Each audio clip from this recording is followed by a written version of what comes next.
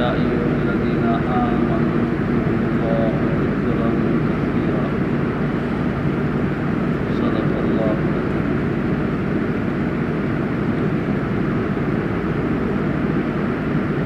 محترم علماء کرام اور سامعین کرام، ہماری یہ اصلاحی مجلس مہینوں سے بند تھی، حالات کی وجہ سے لوگوں کا ایک جگہ جمع ہونا مشکل اور دشوار ہو گیا تھا۔ مسجدیں غیر آباد تھیں، مسجدوں میں نمازیوں کا آنا مشکل تھا۔ جو نماز کے پابند ہیں وہ یہاں وہاں بیچارے نماز پڑھ رہے تھے۔ یہ سب جو حالات ہیں، ان حالات سے ہم دو چار ہوئے، ہمیں ہوشیار کرنے کے لیے، چونکانے کے لیے اللہ تبارک و تعالی ایسے حالات لاتے ہیں۔ دروازہ کھلا تھا تو ہم احساس نہیں کرتے تھے کہ گئے کبھی نہیں گئے، چلو چائے پڑ گئی۔ دروازہ بند ہو گیا تو باہر کھڑے ہیں۔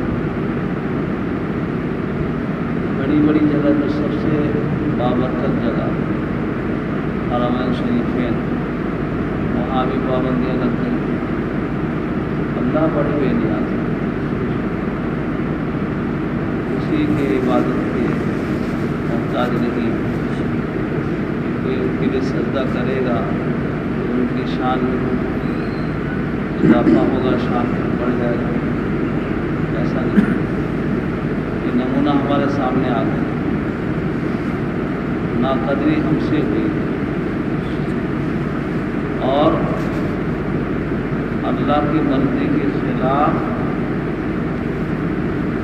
دنیا کے اندر اکثر لوگ اپنی زندگی گزارتے ہیں۔ اکثر لوگ، بہت کم لوگ ایسے ہیں جو ہر کام میں اللہ کی مرضی تلاش کرتے ہیں کہ اللہ تعالیٰ ہم سے کیا چاہتے ہیں۔ اس سلسلے میں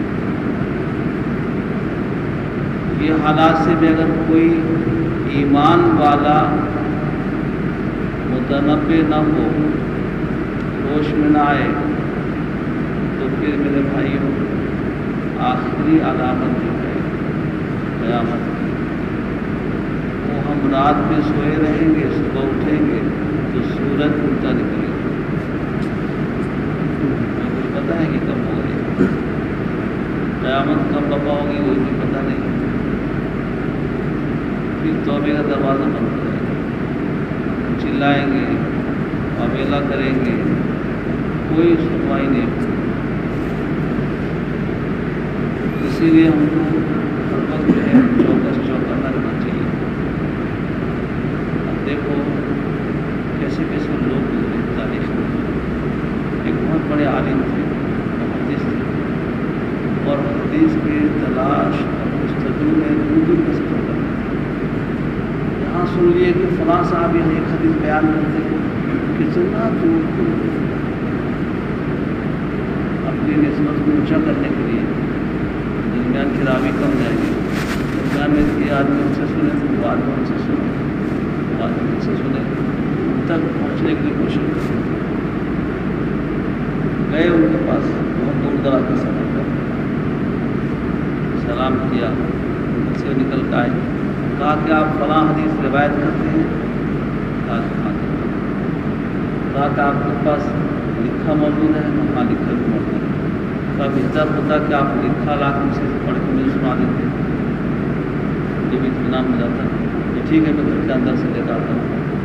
تو جب گھر کے اندر جانے لگے تو کپڑا پکڑ لیا مجھے، اتنا موت کس طرح۔ کہا پہلے ہی مجھے زبانی آپ سنا دیجیے، کیا پتہ آپ گھر کے اندر جا کے واپس آنے سے پہلے میری روح نکل جائے، یا آپ گھر کے اندر جائیں گے آپ کی روح نکل جائے۔ تو ایک حدیث کے سننے سے میں محروم تھا، پہلے مجھے سنا دیجیے، پھر لکھا لا کے پھر دوبارہ سنا دیجیے۔ اتنا استحضاب کرنا، زندگی کیسے گزرتی ہوگی۔ ہمارے حضرت قاری صاحب رحمۃ اللہ علیہ فرمایا کرتے تھے کہ بس صرف ایک چیز ہے غفلت طاری ہے. بہت سارے لوگ جانتے ہیں سنتے بھی ہیں لیکن غفلت اس طرح طاری ہے کہ مت پوچھو. غفلت کی طاری ہونے کی وجہ کیا ہے کہ آدمی لاپرواہ ہو گئے, کوئی پرواہ نہیں اس کو, آخرت کا فکر اور دھیان ہو گیا. اسی لیے آقا محمد صلی اللہ علیہ وسلم نے فرمایا دنیاوی مصائب سے اور شیطانی مساوس سے بچنے کے لیے سب سے آسان طریقہ یہ ہے اللہ کا ذکر کثرت سے کریں. حدیث شریف میں ایک مثال دے رہا تھا,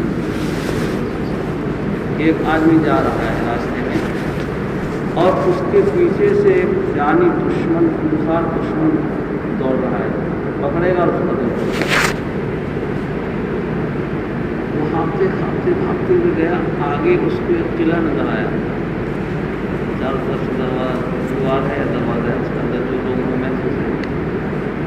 تو بھاگتے ہوئے اس کے اندر داخل ہو گئے, اندر جا کے گیس کا سانس لیا کیا ہم نے بچ گیا, مجھے پکڑ نہیں سکے گا, مار بھی نہیں سکے گا. قلعے کے اندر داخل ہو گیا, وہ دشمن کے حملے سے بچ گیا. آقا محمد صلی اللہ علیہ وسلم نے فرمایا ٹھیک اسی طرح جب آدمی گھر سے نکلتا ہے تو اس کا کھلا دشمن اس کے پیچھے لگ جاتا ہے اور وہ اوپر سے قتل نہیں کرتا ہے, قتل کرنے تو آدمی مر جائے گا. وہ ایسا کام کرتا ہے کہ اس کے ایمان پر حملہ کرتا ہے. نہ رہے باس نہ بجے باس, نہ ایمان رہے گا نہ اس کی نماز پر پہنچے گی, نہ ایمان رہے گا نہ اس کا روزہ قبول ہوگا, نہ ایمان رہے گا نہ اس کا صدقہ و خیرات قبول ہوگا. ایمان کے بغیر قبول ہوگا. اس کا سب سے بڑا حملہ جو شیطان کا ہوتا ہے ایمان پر ہوتا ہے, اور بڑھاپے میں زیادہ ہوتا ہے, اس کا بہت زیادہ مساوی ادھر ادھر کے خیالات پیدا کرتا ہے اور شیطان اس کے پیچھے لگ جاتا ہے. اس پر طرح طرح کا سسر ڈالتا ہے, پھسلاتا ہے, بہلاتا ہے. آنکھ کان سب کو گناہوں سے لت پت کر کے لا کے پھر واپس ہو. تو آقا محمد صلی اللہ علیہ وسلم نے فرمایا کیسے کھلا دشمن کے دشمنی سے بچنے کے لیے آسان طریقہ یہ ہے جب وہ آدمی اللہ کا ذکر کرتا ہے گویا کہ قلعہ میں محصور ہو کے محفوظ ہو گیا دشمن کے حملے سے, اسی طرح شیطان کے حملے سے محفوظ بچ جاتا ہے, اس کے کاری ضرب سے بچ جاتا ہے. ذکر جو ہے ایک زبانی ہے, سبحان اللہ, الحمدللہ, لا الہ الا اللہ, زبانی ذکر ہے. اس کو ہلکی آواز سے اگر کی جائے در و دیوار اور خشر و خاشاک اور جتنی چیزیں راستے میں گزرتے ہوئے اس کی آواز پہنچے گی وہ سب اللہ کے پاس گواہی دیں گے. اس کا ذکر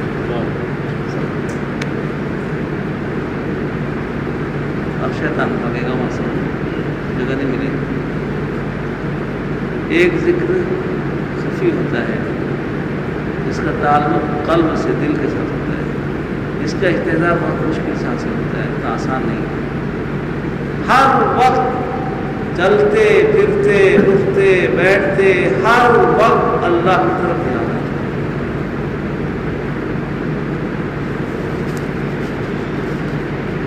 ایسا آدمی ہر وقت اللہ کی عبادت کرتا ہے.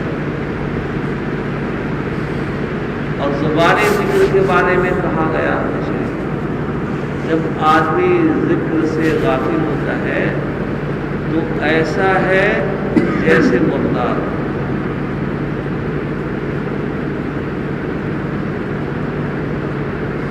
مردار جیسے پڑا ہوا ہے, نہ کسی کو روک سکتا ہے نہ کچھ کر سکتا ہے, جو چاہے اس کو اوپر چڑھ جائے, جو چاہے جو کر لے. اسی طرح شیطان اس کو ایسے کرنے استعمال کرتا ہے. اور جتنا ہم ذکر کریں گے اس کا اثر دوسروں تک بھی پہنچے گا. ہم خود بھی محفوظ رہیں گے اور دوسرے لوگ بھی محفوظ رہیں گے. اور زبانی ذکر کا ایک فائدہ یہ بھی ہوتا ہے کہ مذکر بھی ہوتا ہے وہ. اسی لیے جو بات کھانے کی دعا ہے، مسجد میں داخل ہونے کی دعا ہے، اردو کی آواز سے اللہ کے نبی صلی اللہ علیہ وسلم اگر نئی آواز سے پڑھتے تھے، صحابہ رضی اللہ عنہ روایت نقل کیسے کرتے ہیں کہ ہم ایسا سنیں. آپ مسجد میں داخل ہو رہے تھے، دعا پڑھیں، کھانا کھا رہے تھے، یہ دعا پڑھیں، کھا کے اٹھے دعا پڑھیں. کیا دل دل پڑھ لیتے، دل دل پڑھ لینے میں غفلت بھی تاریخ ہو سکتی ہے. ہلکی آواز سے پڑھے گا. دوسرا فائدہ کیا ہوگا؟ جو ساتھی پڑوس میں بیٹھا ہے اس کو بھی فکر ہوگا کہ مجھے بھی دعا پڑھنی چاہیے، بھول گیا تھا، اس کی نیکی پڑھنے کی نیکی بھی اس میں حصہ ہوگا. ذکر کثیر کہتے ہیں کہ کم سے کم جبھی بھی آدمی ذکر کرے 3 سے زائد ذکر کثیر کرنے کی اس معلومات کرے گا اور شیطان کی زد سے حملے سے بچے گا. اور بڑا فائدہ کیا ہوگا اس کا؟ حدیث شریف میں آتا ہے جب بندہ اللہ کی یاد میں، اللہ کے ذکر میں مشغول رہتا ہے، اس کا جو کام ہے اللہ اپنے ذمے لے لیتے ہیں، اسے کام بنا دیتے ہیں. مثلا ہمارا کوئی معاملہ ہے، کسی کے پاس جانا ہے، کچھ کام ہے اس کے پاس، ہم گھر سے نکلے جا رہے ہیں. اب ہم جتنا بھی سوچتے رہے ہمارے سوچنے سے مطلب تھوڑی حل ہوگا، لیکن ہم نے اس کو اللہ کے حوالے کر دیا اور جاتے ہوئے راستے میں ذکر کرتے ہوئے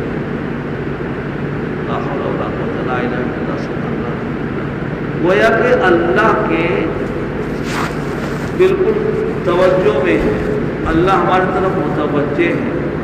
اور ہم جب اللہ کا ذکر کر رہے ہیں تو اللہ کے سامنے جو فرشتے موجود ہوتے ہیں ان کے سامنے ہمارا بھی تذکرہ ہوتا ہے. پھر ایسے آدمی کا ہم تو آسانی سے بن جاتے ہیں. جس کے پاس جا رہے ہیں اس کا بھی دل اللہ کا قبضے میں ہے. حدیث شریف میں ہے کہ ہر انسان کا قلب، دل اللہ کے 2 انگلیوں کے درمیان میں ہے. ادھر جاتے ہیں پلٹتے رہتے ہیں. اسی لیے آقا محمد مصطفیٰ صلی اللہ علیہ وسلم دعا کرتے تھے یا مصرف القلوب صرف قلبی علی طاعتک. اے دلوں کے الٹ پلٹ کرنے والے میرے دل کو اپنی طاعت بندگی میں لگا دے. آقا تو محمد مصطفیٰ صلی اللہ علیہ وسلم اللہ کے حبیب ہیں، چہیتے ہیں، لاڈلے ہیں. ہمارے اور آپ کے لیے تعلیم ہے یہ کہ ہم کو یہ دعا کرنی چاہیے کہ اللہ ہمارا دل لگا دے. کبھی نہیں مانگتے اللہ تعالیٰ سے. دوسرے کہتے رہتے ہیں کہ ہمارا دل لگتا نہیں ہے.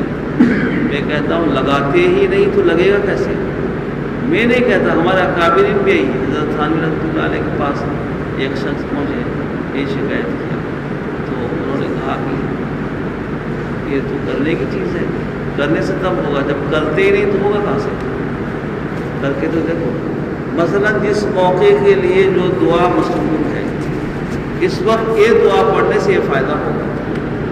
مثلا غصہ آیا کسی کو تو عین غصے کے وقت میں آقا محمد مصطفیٰ صلی اللہ علیہ وسلم نے فرمایا اعوذ باللہ من الشیطان الرجیم پڑھو، کھڑے ہو تو بیٹھ جاؤ، پانی پی لو، جو کر لو. اس نے علاج بتایا، وہ علاج ہم کرتے ہی نا آپ سے باہر ہو کے بالکل وہ کام کرتے ہیں. اس وقت شیطان حدیث شریف میں آتا ہے کہ جب آدمی غصہ ہوتا ہے تو شیطان اس کے خون میں گھس کر اس کے دماغ پر مسلط ہو جاتا ہے، اس سے اور اضافہ کرتا ہے.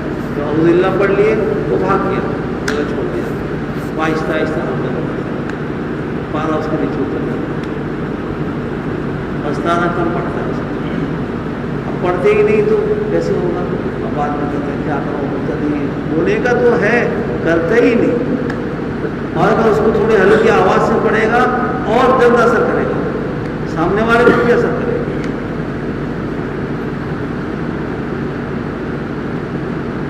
تو جانتے تو ہم بہت کچھ ہیں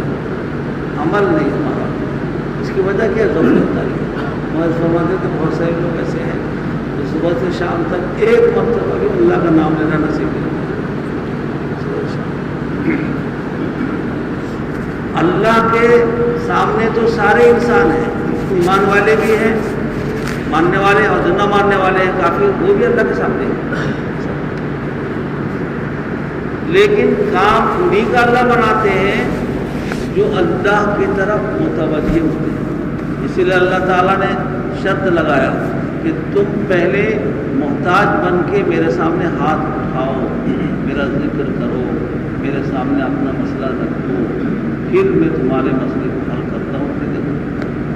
فَاذْكُرُونِی اذْکُرکم، تم پہلے میرا تذکرہ کرو گے، میرا ذکر کرو گے، تب میں تمہارے طرف متوجہ ہوں گا، تمہارا ذکر۔ اسی طرح کا اللہ نے خود ادعونی استجب لکم، پہلے مجھ سے مانگو گے تب دوں گا میں، نہیں تو میں اس لائق بنوں۔ بغیر مانگے بھی بہت سارے لوگ ایسے ہیں، اللہ تعالیٰ ان کے مسئلے کو حل کر دیتے ہیں۔ اس لائق آدمی بنے، اس لائق بننے کے لیے بڑے مجاہدین کی ضرورت ہے۔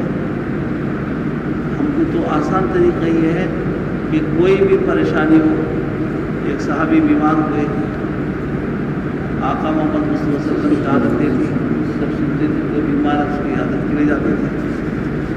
آپ نکلے تو 4 صحابہ رضی اللہ عنہ بڑے بڑے جلیل القدر کے ساتھ ہو جاتے تھے، گئے تو دیکھے بہت دبلے پتلے ہو گئے، بیماروں کے بستر پر لگ گئے۔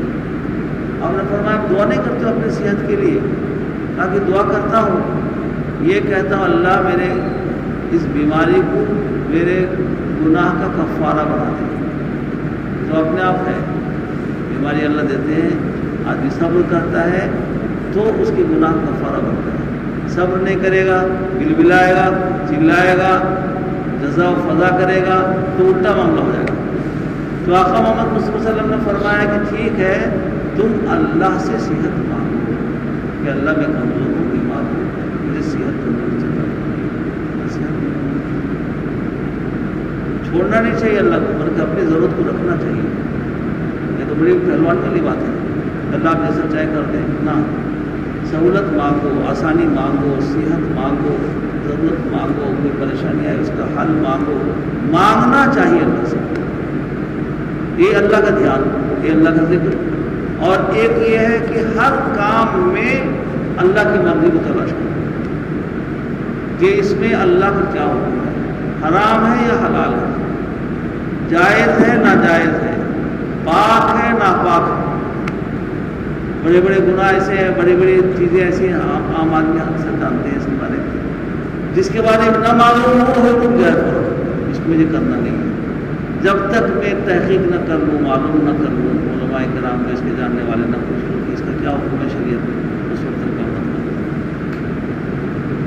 اسی کے بارے میں پوچھو، جس کو آدمی جانتا ہے، مثلا شراب سب جانتے ہیں حرام، خنزیر کا گوشت سب جانتے ہیں حرام، اور غیبت کرنا حرام سب جانتے ہیں، چوری کرنا حرام منع ہے سب جانتے ہیں۔ یہ بڑے بڑے گناہ ہیں عام طور پر جس سے لوگ واقف ہیں، جانتے ہیں، اسے تو فوراً رک جاؤ۔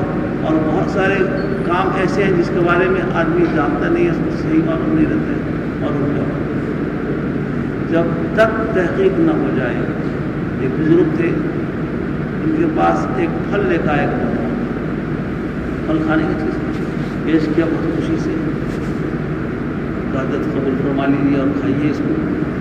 حضرت لیے اور اس کو پلٹ رہے دیکھ رہے ہیں، حضرت کھانے کی چیز ہے، پھل ہے، کھائیے۔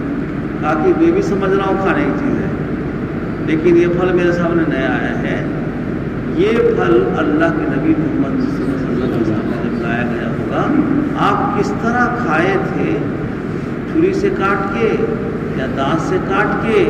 جب تک وہ طریقہ نہیں معلوم ہوگا میں یہ پھل ہرگز نہیں کھاؤں گا۔ سنت پر عمل کرنا مشکل کام نہیں ہے، بہت آسان کام ہے، لیکن استعداد کی ضرورت ہے۔ رابعہ بصریہ ایک ولیہ بزرگ گزری ہیں، ان کے پاس ایک نوجوان آیا، ایک بھنا ہوا مرغ لے کے آیا، بھنا ہوا مرغ پیش کیا خدمت میں، بہت اللہ والی تھی، اکثر روزے سے رہتی تھی۔ کبھی ان کو ہنستے ہوئے کوئی دیکھا ہی نہیں۔ تو کہا حضرت آپ کے لیے لایا ہے، پردے کا اندر سے آپ اس کو کھائیے۔ کہا کہ کھانے کی چیز تو میں بھی جانتی ہوں۔ اس کے بعد رونے لگی، شام ہو گئے، میں تو لے کے آیا تھا خوشی خوشی کہ پیش کروں گا، آپ میرے حق میں دعا کریں گی، اور یہ تو الٹا معاملہ ہو گیا، آپ رو رہی ہیں، کیا بات ہے؟ کہا کہ تم پریشان مت ہو، میں اپنے اوپر رو رہی ہوں، مجھے آخرت کا فکر سوال ہو گیا۔ یہ تو بیچارہ پہلے زندہ تھا، اس پر بسم اللہ اللہ اکبر کر کے اس کو ذبح کیے، اب اس کی روح نکل گئی، اس کے بعد اس کو بھنے ہیں جان جانے کے بعد۔ اور اللہ تعالیٰ قرآن کریم میں فرماتے ہیں بعض گناہ ایسا ہے جس کی وجہ سے آدمی جہنم میں جائے گا اور زندہ جائے گا، جلے گا پھر بنے گا، جلے گا پھر بنے گا، جلے گا پھر بنے گا، میرا کیا حشر ہوگا اس کو؟ گناہ ہوا مرغ تو آدمی چپا چپا کھا جاتے ہیں، لیکن اس کو دیکھ کر ان کو آخرت میں ہر چیز عبرت کی ہے دنیا میں، ہر چیز عبرت کے لیے ہے دنیا میں، جس چیز پر نگاہ ڈالو اس میں عبرت ہے۔ جب تک یہ دھن اور یہ فکر نہیں سوار ہوگا، حالات کو درست کرنا، اپنے اخلاق کو درست کرنا، اپنے جو آدمی جیسے بہت ساری چیزوں کا عادی ہوتا ہے اس کو چھوڑنا بہت مشکل ہے۔ سب سے پہلا کام آدمی کو ہر وقت یہ دھیان ہونا چاہیے کہ اللہ نے ہم کو ایمان والا بنایا، مسلمان بنایا اپنے فضل و کرم سے۔ جیسے مشرکین اور کافر لوگوں کا عقیدہ ہوتا ہے کہ جیسے جانور بیل، گائے، بھینس، بکری، گھوڑا پیدا ہوئے دنیا میں، کھائے پیے، دنیا کام ختم ہو گئے ختم، اسی طرح انسان بھی اپنا دنیا میں پیدا ہوا، کھایا پیا، گھر بنایا، مکان بنایا، کاروبار کیا، ختم ہو جائے گا، پھر دوسرے لوگ پیدا ہوتے ہیں، وہ دنیا میں آتے ہیں، بس ختم۔ مرنے کے بعد پھر اٹھنا، پھر حساب دینا، پھر فلاں کرنا، اس کے وہ قائل نہیں ہے۔ اس کی وجہ سے دنیا میں سوچتے ہیں جو بھی کر لو کم ہے۔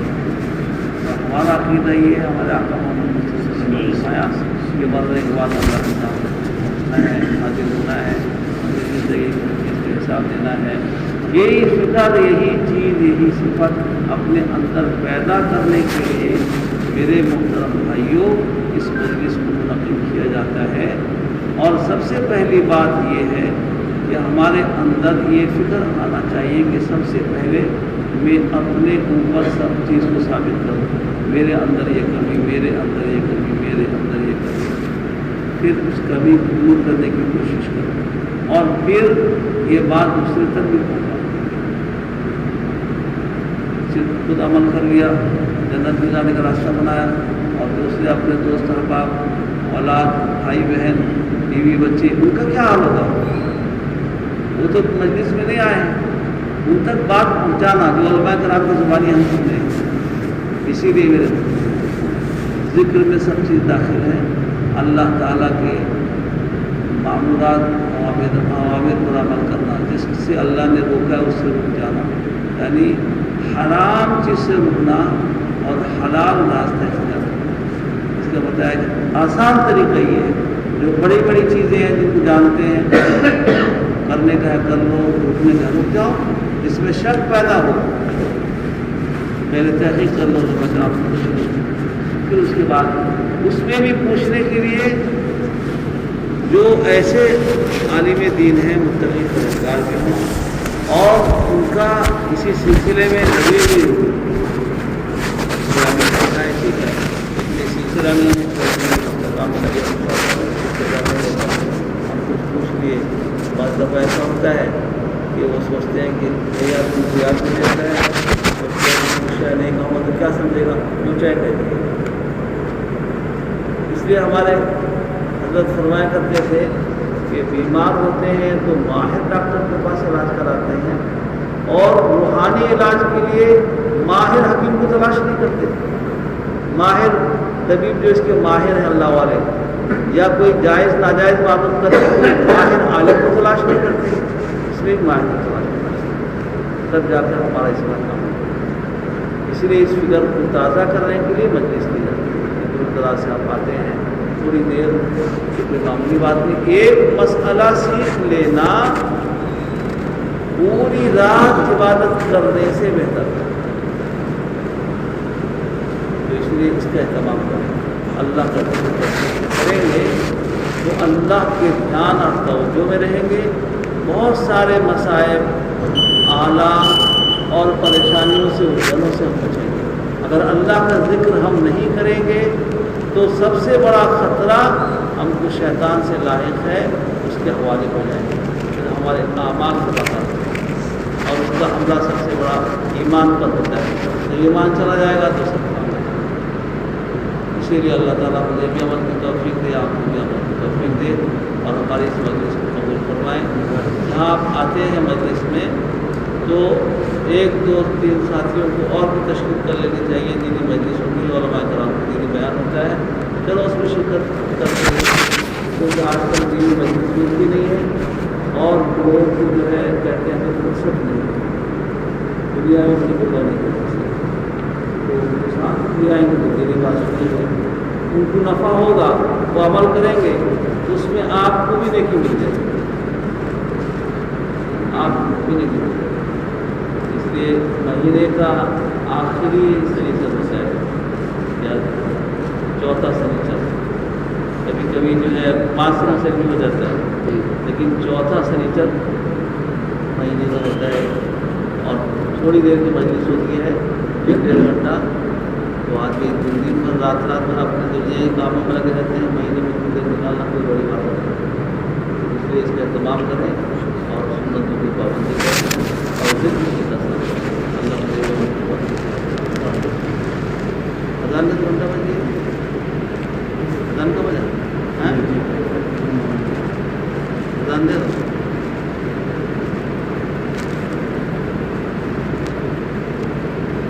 اذان تو دعا کا اہتمام کریں.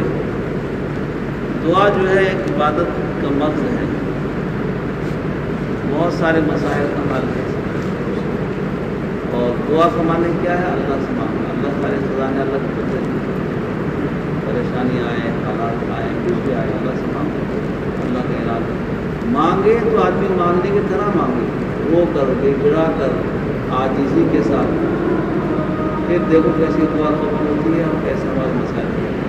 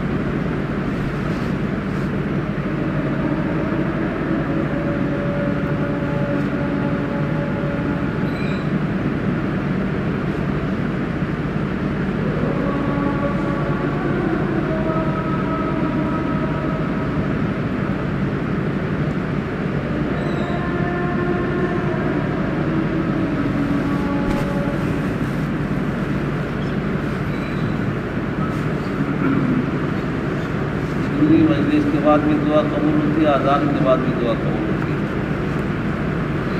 یا رب لک الحمد کما ينبغي لجلال وجهك وجل سلطانك. اللهم صل على سيدنا محمد وعلى آل سيدنا محمد وبارك وسلم. لا إله إلا الله الحليم الكريم سبحان الله رب العرش العظيم والحمد لله رب العالمين أسألك موجبات رحمتك وعزائم مغفرتك والغنيمة من كل بر والسلامة من كل إثم لا تدع لنا ذنبا إلا غفرته ولا هما إلا فرجته ولا دينا إلا قضيته ولا مرضا إلا شفيته ولا حاجة من حوائج الدنيا والآخرة إلا قضيتها يا أرحم الراحمين يا أحد الصمد الذي لم يلد ولم يولد ولم يكن له كفوا أحد يا حنان يا منان يا ذا الجود والكرم والفضل والمن والعطاء والإحسان يا قديم الإحسان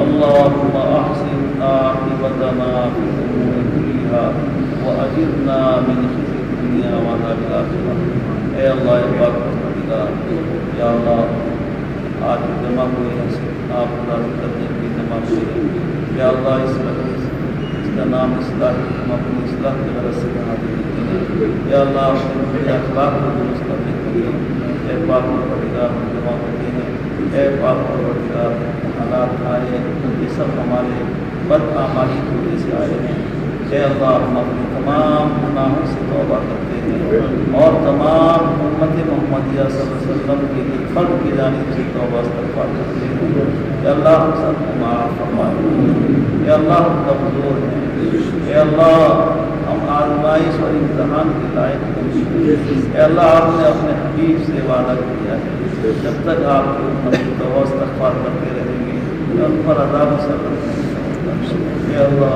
سچے دل سے توبہ کرتے ہیں اپنی طرف سے سب کی طرف سے توبہ کرتے ہیں معاف فرما دیجیے ہم پر ترس کھا جائے حالات کو سازگار فرما دیجیے یا اللہ کتنے لوگ ہم سے ملتے جلتے تھے ہمارے درمیان میں تھے لیکن وہ سبھی دنیا سے چلے گئے اے اللہ کتنے لوگ یہاں موجود ہیں ہمارے عزیز نبی اللہ صلی اللہ علیہ وسلم اس کے والد اور بہت سارے لوگ یہاں سے چلے گئے اے پاک پروردگار ہمارے ہمایوں صاحب یہاں کتنے بھی اللہ کو جارے ہو گئے آپ کو جارے ہو گئے کہ اللہ کتنے لوگ چلے گئے مولا دنیا میں کس طرح زندگی گزار رہے تھے اچانک سے اے اللہ اے پاک پروردگار اپنے فضل و کرم سے جانے والوں کو مغفرت فرما پسماندگان کو صبر نبی عطا فرما اے اللہ اتنے خوشی سے لوگ آئے ہیں اس امید سے کہ ہمیں اصلاحی بات سنیں گے اور اپنی زندگی کو سدھاریں گے مولا سدھارنا آپ کی اختیار ہم سب